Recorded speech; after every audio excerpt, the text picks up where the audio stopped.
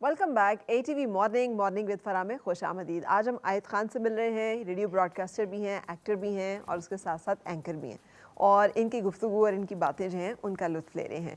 आयत, ये तो आपने जर्नी बताया नहीं कि रेडियो में गई कैसे, मतलब रेडियो के दरवाजे खुलना, फिर टेलीविज़न के दरवाजे खुलना, फिर एक्टिंग के दरवाजे खुलना, ये कैसे मुमकिन हुआ?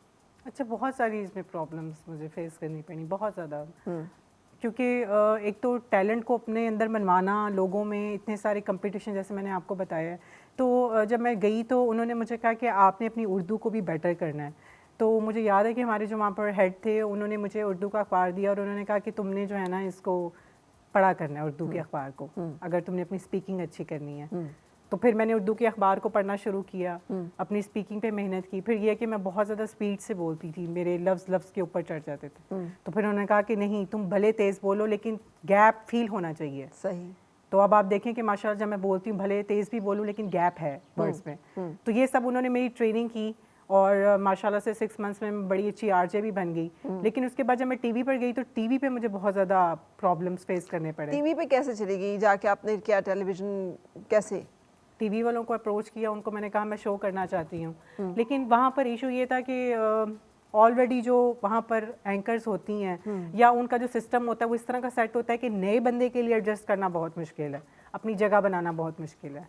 फिर आपको पता है आजकल चैनल्स जो हैं वो आपको कह रहे होते हैं कि इन्वेस्टर्स लेकर आएँ, ठीक है ना, इन्वेस्ट करें चैनल पे, क्योंकि कंपटीशन बहुत ज़्यादा, लोगों की अवेलेबिलिटी बहुत ज़्यादा है। तो ये पॉसिबल नहीं है कि आप इन्वेस्टर लेकर आओ। इन्वेस्टर भी वो बहुत हैवी कहते हैं कि लेकर आए। तो कैसे कोई जो बंदा है जो टैलेंट की बेस पे आगे जाना चाहता है, उसके लिए तो ये पॉसिबल नहीं है। वो तो ये कि या तो आप पैसे लगा के आगे चले जाओ। अगर आप पैसे लगा के भी आगे जाते हो तो चांस तो बनता है आपका, लेकिन ज़्यादा देर तक आप सर्वाइव नहीं कर सकते क्योंकि आप में बेसिक टैलेंट नहीं होता। जैसे अगर मैं सिंगर्स की बात करूँ तो सिंगर्स आजकल जिस तरह के आ रहे हैं, आपने सुने ही होंगे, विदाउट रियाज अगर वो आ जाते सिंगिंग में तो उनको उसके बाद शोज़ पर ही कोई नहीं बुलाता, क्योंकि उनके गाने कुछ नहीं होते। ठीक। तो वो एक्चुअली मैटर करता है कि आपके अपने अंदर टैलेंट होना चाहिए। लेकिन ये कि स्टिल स्ट्रगल है, और आपको पता है कि टीवी में तो हर टाइम आप स्ट्रगल करते रहते हो। लाइक सपोज आप एक शो कर भी रहे हो लेकिन फिर भी उसमें आपकी स्टेबिलिटी की कोई गारंटी नहीं। ये तो अब मीडिया में आपको पता ही है। तो हमें नहीं पता होता कि ये कब तक क्या चीज़ है। तो वो थ्रू आउट स्ट्रगल है, वो चाहे एक्टिंग में है, वो चाहे होस्टिंग में है। And you are willing to do that struggle? जी, मैं कर रही हूँ स्ट्रगल, लेकिन कभी कभी जब किसी की मुझे कोई बात बड़ी ही अजीबोगरीब लगती है तो उस पर मैं उसको एक्सक्यूज़ कर लेती हूँ। मैं कहती नहीं सॉरी, हमें समझ नहीं आई आपकी बात।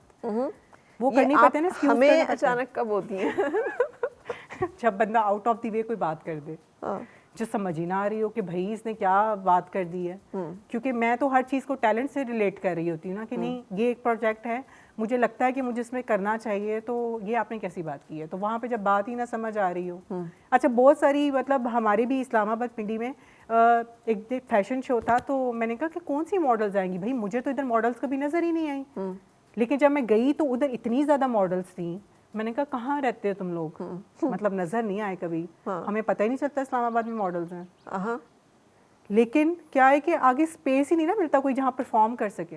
अभी आप देख लें इस्लामाबाद में कौन से फैशन शोज हो रहे हैं, कोई भी नहीं हो रहे। आपने कभी मॉडलिंग का सोचा?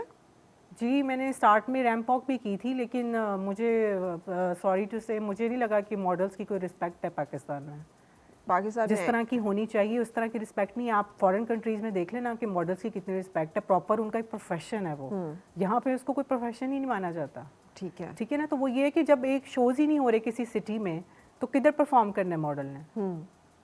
और शोज़ भी आप देख लें किस नौयत के हो रहे हैं। बिल्कुल ठीक। इवन दो कि लाहौर में भी पिछले दिनों फैशन शोज़ हो रहे थे, तो उसमें वो मॉडल्स से चार्ज कर रहे थे पैसे कि अगर आपने आना है ना शो पे, रैंप वॉक करनी है तो 10,000 जमा करवाएं। That's the fact. ये आपकी तस्वीरें बड़ी कमाल है जो हम चला रहे हैं यहाँ पे, ये बड़ी डिफरेंट तस्वीरें हैं। बिल्कुल ऐसा ही है, और मुझे बड़ी वर्सटैलिटी चाहिए, मतलब ड्रेसिंग में ना। कभी मैं कुछ पहनती हूँ, कभी कुछ, हर तरह की चीज़ों को मैं एंजॉय करती हूँ। अच्छा, ड्रेसिंग में भी मुझे हर तरह की चीज़ ट्राई करने का मज़ा आता है, कभी लहंगा, कभी इस तरह के। अच्छा, मैंने आपकी सारी गुफ्तगू में और सारी उसमें एक चीज़ देखी है कि एंजॉय के ऊपर बड़ा जोर है। बहुत जोर है कि सारा जोर जो है वो एंजॉय के ऊपर है। हाँ, लाइफ को एंजॉय करना चाहिए। अच्छा, मैरिड है? नहीं। फिर इसीलिए क्यों, शादी के बाद बंदा एंजॉय नहीं करता है, लेकिन उसकी प्रायोरिटी जो है वो फिर स्टेबिलिटी भी हो जाती है, थोड़ा सा फ्यूचर फिर ये है कि आपको पता होता है यार आपके ऊपर किसी ने चेक एंड बैलेंस रखा हुआ है, तो आप कैसे, मतलब अभी तो आप देखें कि जब आप सिंगल होते हैं तो आपको पता होता है कि इस तरह से कोई खास किस्म का आपके ऊपर ट्रैक एंड बैलेंस नहीं है। पेरेंट्स ने तो वैसे भी अपने बच्चों को इतनी फ्लेक्सिबिलिटी दी होती है कि चलो आप बेटा कहीं जा रहे हो तो चलो एंजॉय करना, खुश तो शादी रहना। क्यों लेकिन नहीं जब आप देखें इंशाल्लाह जल्दी कोई अच्छा इस तरह का कोई ऐसा लकी बंदा, अच्छा सही बात है वही लकी होगा जिसको मैं मिलूंगी। अच्छा, आप नहीं लकी होंगी? मतलब उस लकी बंदे को क्या, क्यों लकी होगा वो? आए आप मेरी अभी तक की गुफ्तगू से अंदाजा नहीं लगाया। तो सिर्फ गुफ्तगू ही Enjoy, सुनेगा enjoy, वो सारा दिन? सारा दिन गुफ्तगू ही सुनेगा? नहीं गुफ्तगू नहीं सुनेगा, एंजॉय करेगा। हाँ अच्छा चलें। देखिए मेरा तो एम्फसाइज एंजॉय के ऊपर है ना, हाँ कि भाई जो है शाम की चाय साथ बैठ के यार एंजॉय करो, उसको देखो, नज़ारे बनाएगा देखो। कौन? मैं चाय की बहुत शौकीन और बहुत अच्छी बनाती हूँ। तो चाय आप बना लेंगे? हाँ बहुत अच्छी बनाती हूँ। खाना वाना? खाना लिटिल बिट, ज़्यादा नहीं मैं बनाती क्योंकि मैं वैसे ही वेजिटेरियन हूँ, गोश्त मैं खाती नहीं हूँ। तो ज़्यादातर लोग आपको पता है गोश्त खाते हैं, ठीक है। तो वो खाना उसको नहीं मिलेगा, खाने का खाना उसके खुद कभी कभी बंदोबस्त मिलेगा, करना। कभी कभी मिलेगा, चाय टाइम पे मिल जाएगी, चाय टाइम पे मिल जाएगी, लेकिन होगा खुश नसीब। होगा खुश नसीब। वो मैं पूछ रही हूँ खुश नसीबी की वजूहात कुछ हमें देखिए बता। कुछ लोग ऐसे होते हैं ना कि वो जिंदगी में आ ही जाए ना, हाँ तो बस काफी है। अच्छा हाँ सही। तो उसके खुश नसीब होने के लिए भी कोई क्राइटेरिया चाहिए कि वो क्यों हर कोई खुश नसीब हो सकता है? नहीं वो तो देखिए अंडरस्टैंडिंग पे डिपेंड करता है ना। अब आप किसी बंदे को इरिटेट कर रहे हैं किसी ऐसी बात पे जो उसको पसंद ही नहीं है। अच्छा मेरी शुरू से ना मेरी आदत है कि मैं किसी को इरिटेट नहीं करती। बहुत कंफर्ट जोन मैंने दिया होता है कि यार नहीं, बच्चे हैं, बड़े हैं, बूढ़े हैं, जवान हैं, मेरे कंफर्टेबल रखती हूँ। आप अगर किसी को तंग करोगे तो वो ऑटोमेटिकली आपसे इरिटेट होगा। बल्कि अगर कोई वाइफ्स भी देख रही हैं तो वो जो हस्बैंड्स को बहुत ज़्यादा तंग करती हैं दिन रात, वो कहेंगे "ये आप इसने शादी की थी नहीं तो सानू नुस्खे दे रही है तो ये पहले खुद करो और फिर अच्छा लोग बाहर कह रहे होते हैं हमारी बीवी साइको है।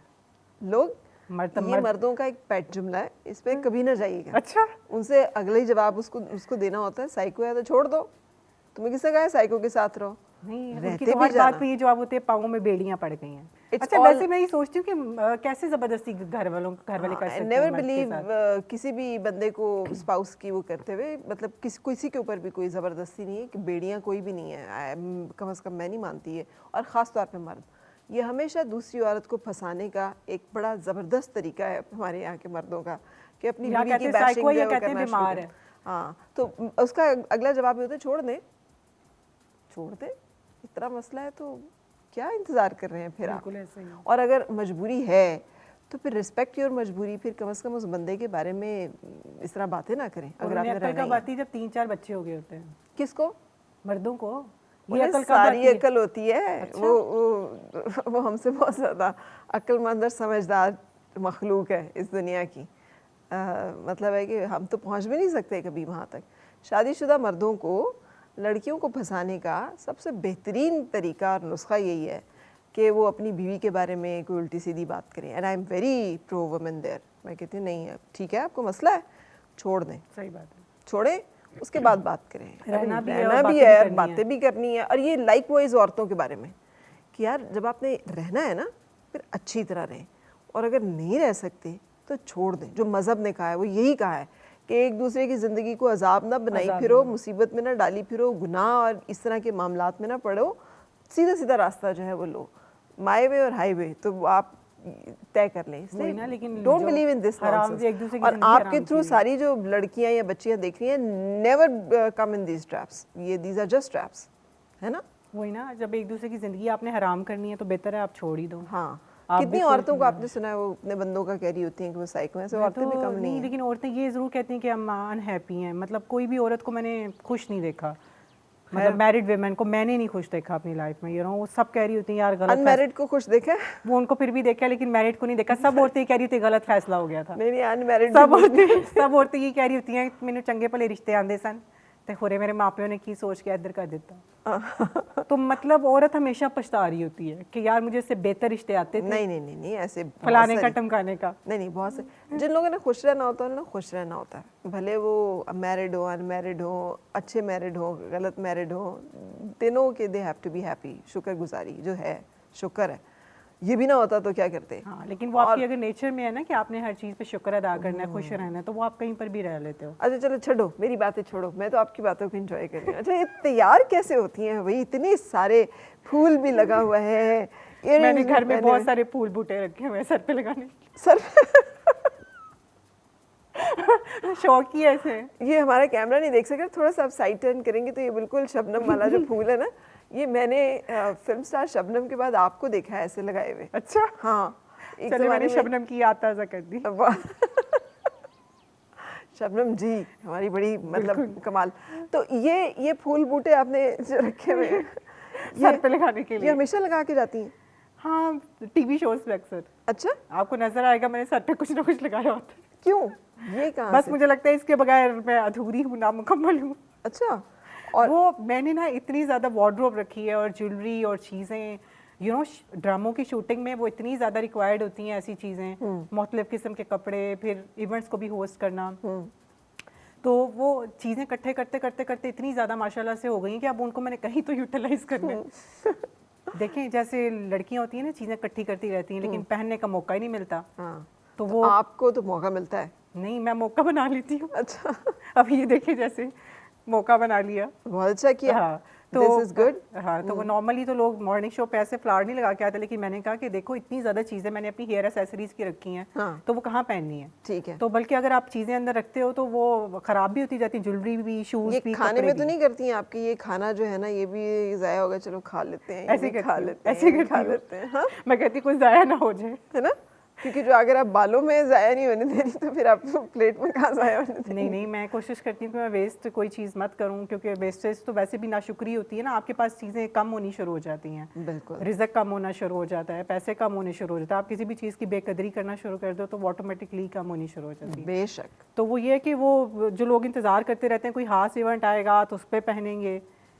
तो आप घर में भी ये कपड़े अभी ये पहन के देखिए, ये फिर मैंने लेते हैं? जो पहन के आई हूँ, मैंने किसी शादी के लिए लिया था। हाँ। तो मैंने कहा कि आज मैं इसको यूटिलाइज कर लूँ। शादी पे तो मैं नहीं जा सकी, लेकिन मैं इधर ज़रूर आ गई हूँ। You're so lovely। मुझे है ना? आपकी बातों से बड़ा मजा आ रहा है ना? हाँ, कि ये जो बड़ी ना स्वीट एंड इनोसेंट बातें हैं आपकी, इट्स अमेजिंग। ये कैसे हो सकता है कि आप एक प्रोफेशनल लाइफ में भी हैं और इतना सारा एंड येट आप मतलब एंजॉय करती हैं? मैंने शुरू से ही ना अपने आप को ऐसे रखा है, क्योंकि मैंने बहुत सारी चीज़ें देखी हैं ऐसी कि होना कुछ और था, हो कुछ और गया। नहीं, जब आप परेशान होती हैं तो उसमें से निकलती कैसे हैं फिर? स्ट्रेस, वर्क स्ट्रेस तो होता ही है ना? मैं जो है ना कोशिश करती हूँ कि मैं ज़्यादा अकेली ही रहूँ, और क्योंकि मैं रहती भी इधर ही मार्गला हिल्स के पास हूँ, तो मैं चाय का कप बनाती हूँ और पहाड़ों को देखती हूँ। मुझे नेचर लविंग बंदी हूँ, बहुत ज़्यादा नेचर लविंग बंदी हूँ। तो साथ में पहाड़ों को देखती हूँ, साथ में चाय पीती हूँ, कभी मूड हो तो म्यूज़िक सुन लेती हूँ साथ।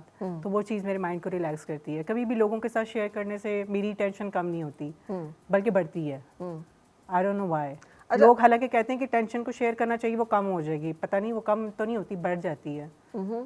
सही बंदे क्योंकि से शेयर शायद करना चाहिए। सामने वाला उस सिचुएशन को वैसे गेट नहीं कर रहा होता जैसे मैं उसको बता रही होती हूँ। अभी कोई भी चीज़ है, लाइक सपोज अगर कोई शो है या किसी ने कोई चीज़ प्रोड्यूस करवानी है, कोई शो प्रोड्यूस करवाना है, तो वो मुझे एग्जैक्टली ट्रांसफ़र करेगा मेरे माइंड में कि मुझे ये ऐसा काम चाहिए आपसे, तभी मैं उसके माइंड को गेट कर सकूंगी। इसी तरह अगर मैं किसी को बताती हूँ कि ये सिचुएशन है, आपको पता है बहुत सारी कॉम्प्लिकेटेड सिचुएशंस हो जाती हैं, अब उस बंदे की असेसमेंट ही नहीं है वो कि वो उसको गेट कर सके, तो क्या समझेगा मुझे और क्या सजेस्ट करेगा। ये बहुत इंपॉर्टेंट चीज़ है कि आप जिससे मशवरा ले रहे हो ना वो कोई ज़हीन बंदा हो। आप किसी बेवकूफ़ बंदे के पास चले जाओगे जो खुद इतनी गलतियां कर रहा है, वो आपको क्या मशवरा देगा? बिल्कुल सही बात। लेकिन वैसे लोग एक बात और भी कहते हैं क्या? कि जिस इंसान ने जिंदगी में बहुत गलतियां की हो ना, वो बच्चे अच्छे सबक दे सकता हाँ। है, क्योंकि उसने गलतियां इतनी कर ली होती है कि वो उनसे बहुत कुछ सीख चुका होता है। अहमद फराज ने नहीं कहा हुआ, ढूंढ उजड़े हुए लोगों में वफा के किस्से, बिल्कुल, ये खजाने तुझे मुमकिन है खराबों में मिले। वो जो, और बाज़-औक़ात अभी हम बात भी कर रहे थे ना कि बहुत सारे लोग साथ भी रहते हैं सारी ज़िंदगी और एक दूसरे के पल्ले छोड़ते भी कुछ नहीं। ये एक हमारे यहाँ का बड़ा एक मकबूल राइज तरीका है कि हम तो शादीशुदा हैं। और सबसे जो इंटरेस्टिंग बात ये है कि जब दुनिया से चला जाता है एक पार्टनर, जब उसकी डेथ हो जाती है तो साथ वाला पार्टनर कहता है बड़ा चंगा सी, याद आंदा है। हाँ। मतलब उसको कभी जीते जी अप्रिशिएट नहीं करना। हाँ। लेकिन जब वो दुनिया से चला जाएगा कि अच्छा था, बच्चों का बाप था, चलो ख्याल रखता था। हाँ। क्यों इतना लेथार्जिक एटीट्यूड है? हाँ। आप बताएं ना, ये बी तो पॉजिटिव। नहीं, मैं वही कहती हूँ ना कि क्यों आपके इतने आप स्लो डाउन हो अपने रिलेशंस में, थोड़ा इनकरेज करो, थोड़ा प्यार से रहो। सही। ये मैं वही चीज़ करने की मुझे नहीं समझ आता कि ये ऐसा क्यों है कि एक बंदे के जिंदा होते हुए आपने उसको कभी भी सराहा ना हो। ये सिर्फ रिश्ते की बात तो नहीं है, हमारे मुल्क में भी तो इसी तरह है बिल्कुल कि ऐसा ही जिंदा है। किसी आदमी की कोई कदर नहीं है। बिल्कुल ऐसा ही है। शौकत अली साहब एक दफ़ा शो में आए और उनसे बात हो रही, तो मैंने उन्हें कहा कि आप लेजेंड हैं। मुझे आज तक याद है कि वो हंस पड़े, कहते मुझे ये नहीं कहना। मैंने कहा क्यों?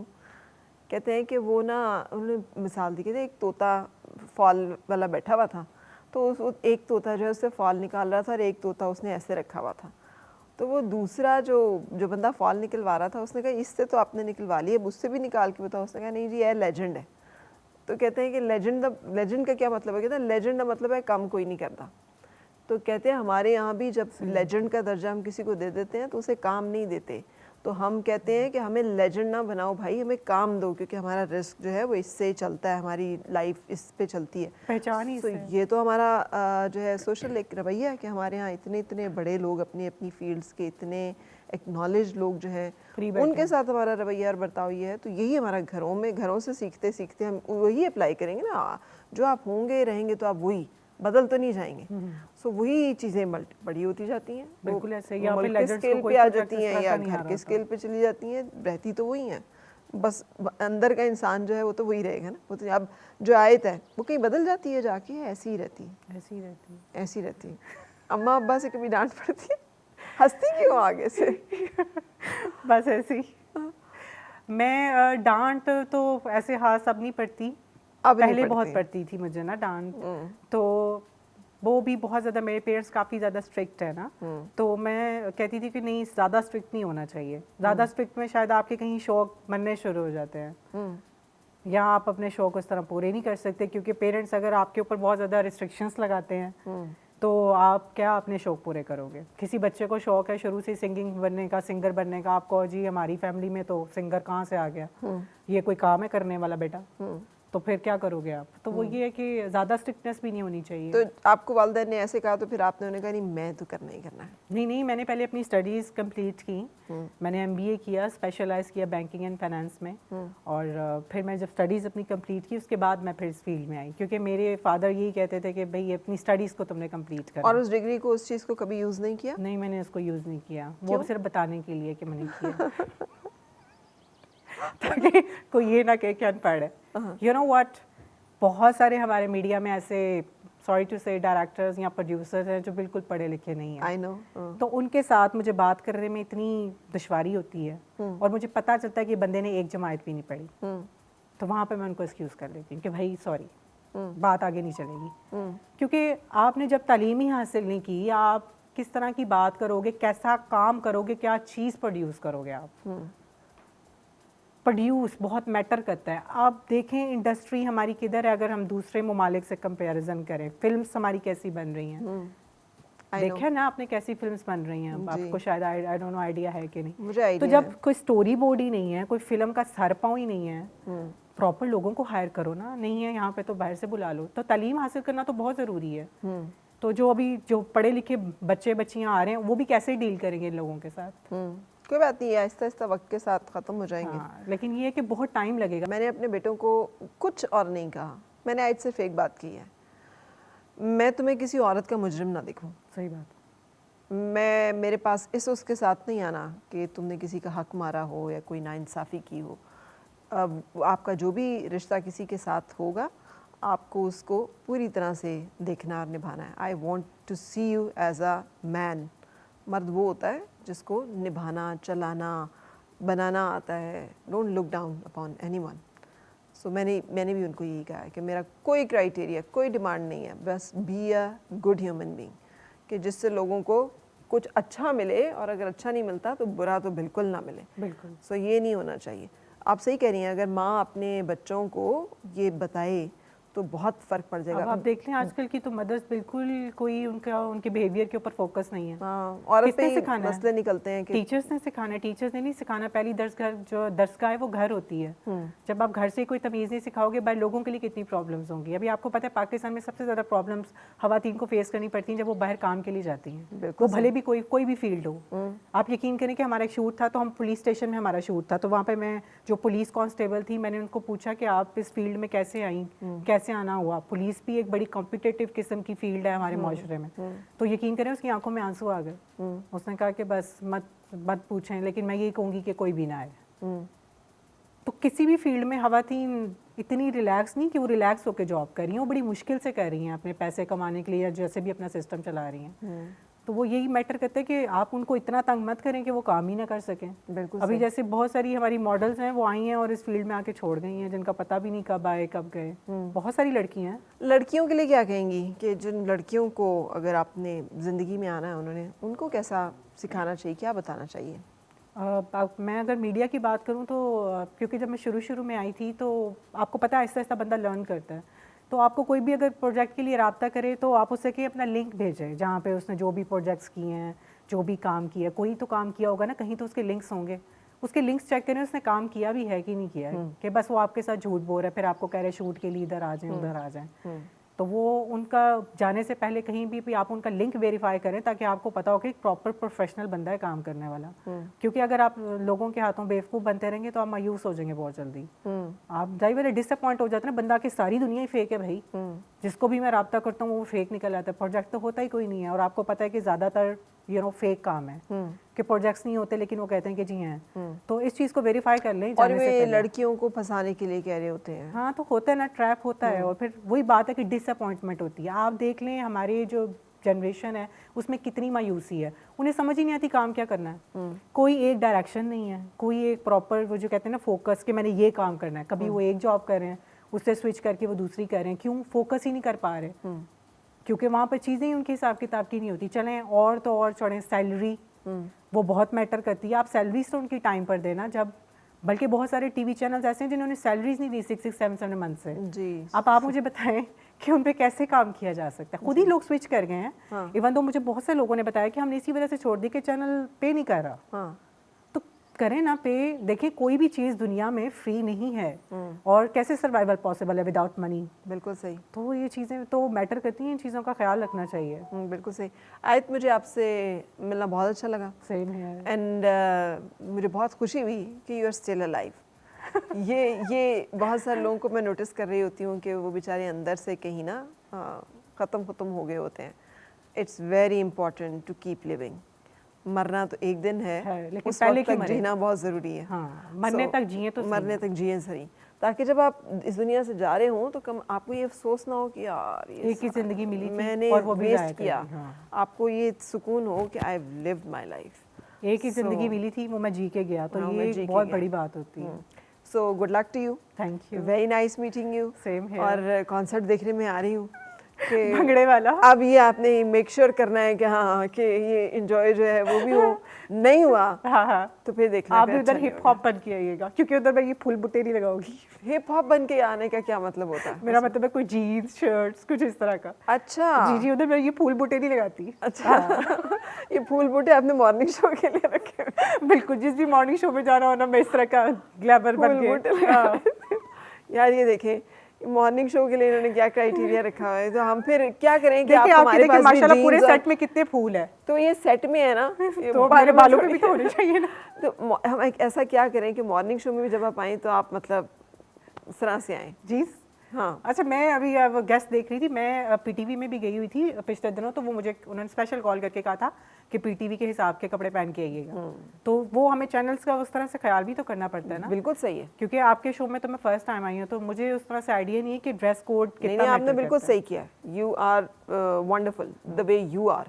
हमें कुछ और बनने के बजाय जो हम हों हमें वही रहना चाहिए, और वही रहना ही हमारी। और ये तो देखिए हम चैनल की रिस्पेक्ट करते हैं ना, कि जैसा ड्रेस कोड इनकी डिमांड होती है कि भाई ये पहन के आए, फैमिलीज देख रही होती हैं, तो वो फिर हमने उसके हिसाब से कैरी करना होता है। मगर कोई अगर कहे कि मुझे तो वैसा ड्रेस चाहिए तो फिर वो भी अगर कोई ऐसा शो होगा जिसमें सब हिप हॉप आए होंगे, हाँ, तो फिर मैं भी हिप हॉप आ जाऊंगी। अच्छा चलो हम ऐसा शो अरेंज करेंगे। श्योरली आप मुझे नेक्स्ट टाइम जीन्स में देखेंगी। Oh definitely. सो हम एक ऐसा शो अरेंज करेंगे कि जिसमें हम आपको हिप हॉप बुलाएं। ज़रूर, क्यों नहीं। तो till that time thank you very much for joining. तशरीफ़ लाने के लिए शुक्रिया और बातें करने के लिए और इतनी प्यारी बातें करने के लिए आपका भी शुक्रिया, ये टीवी का शुक्रिया जिन्होंने मुझे आज यहाँ पर इनवाइट किया। वंडरफुल टू हैव यू और I hope you have enjoyed our conversation. कुछ बातें हमने ऐसी की हैं जिसमें बहुत सारी बातें हैं। आई होप कि आपको वो बातों से कुछ गाइडेंस भी मिलेगी। ख्याल अपना रखिएगा। कल तक के लिए मुझे और मेरी टीम को इजाज़त दीजिए। अल्लाह हाफ़िज़।